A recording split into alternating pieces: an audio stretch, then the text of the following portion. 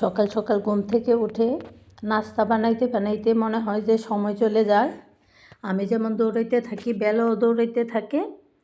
তো নাস্তা খাওয়ার পর বাজারে গেলাম, বাজার থেকে মূলা আরও অন্য সবজি কিনলাম, মিষ্টি কুমড়া, তারপরে ডিম, পেঁয়াজ, এগুলো সব আইনা কাইটা কুইটা ধুইয়া রেডি করতে করতে তো দুপুর হয়ে যায়। তো শুভ দুপুর সবাইকে, আসসালামু আলাইকুম। কেমন আছেন আপনারা? আমি তো আছি আলহামদুলিল্লাহ অনেক ভালো। তো এই তো দেখেন মূলাগুলা ফাঁপ দিয়ে নিলাম, তারপরে সব প্রতিদিনের মতো সব মশলাই দিয়ে দিলাম। আজকে একটু মনে হয় জাল বেশি হয়ে গেছে, মরিচের গুঁড়া একটু বেশি দিয়ে ফেলছি।